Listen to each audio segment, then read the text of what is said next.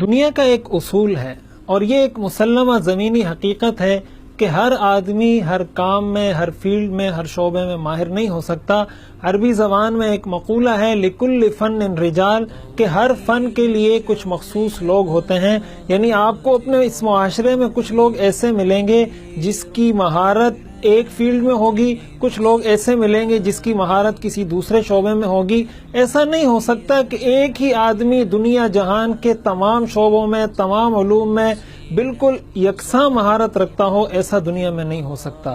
چنانچہ اگر آپ دیکھیں آپ کے گھر میں کوئی بیمار ہوتا ہے یا آپ کو یوں محسوس ہوتا ہے کہ آپ کو بخار ہو رہا ہے تو آپ فوراً ڈاکٹر کا رخ کرتے ہیں، آپ فوراً ہاسپٹل جاتے ہیں، آپ کسی الیکٹریشین کے پاس یا کسی انجینئر کے پاس نہیں جاتے، اس لیے کہ آپ یہ بات جانتے ہیں کہ یہ میدان، یہ فیلڈ، یہ شعبہ انجینئر کا نہیں، الیکٹریشین کا نہیں، بلکہ یہ ڈاکٹر کی فیلڈ ہے۔ اگر آپ کے گھر میں لائٹ کی پرابلم آتی ہے، بجلی کا کوئی مسئلہ آ رہا ہے تو آپ فوراً الیکٹریشین کے پاس جاتے ہیں اور آپ ڈاکٹر کے پاس نہیں جاتے۔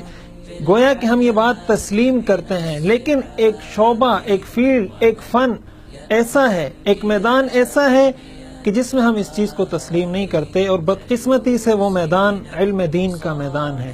ہم جب دین کے بارے میں کچھ معلومات حاصل کرنا چاہتے ہیں، ہم جب شریعت کا کوئی مسئلہ معلوم کرنا چاہتے ہیں تو ہم یہ نہیں دیکھتے کہ میں جس سے مسئلہ پوچھ رہا ہوں، میں جس سے قرآن کی یہ تفسیر پڑھ رہا ہوں، میں جس سے شریعت کے یہ مسائل اور احکام معلوم کر رہا ہوں، کیا اس کو اس شعبے میں مہارت ہے؟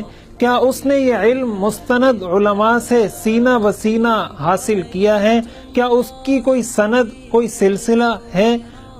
عبداللہ ابن مبارک رحمہ اللہ کا قول ہے ان هذا العلم دین فانظروا عمن تأخذون دینکم، کہ یہ علم بھی در حقیقت دین ہے، تم یہ دیکھو اپنا دین کس سے حاصل کر رہے ہو۔ کہیں ایسا تو نہیں کہ ہم اپنا دین ان لوگوں سے حاصل کر رہے ہیں جن کو دین کے بارے میں کچھ علم ہی نہیں، یا اگر کسی نے کچھ کتابیں پڑھ لی تو کچھ کتابیں پڑھ لینے سے کوئی عالم تو نہیں بن جاتا۔ ہمیں اپنے اس رویے پر غور کرنا ہوگا۔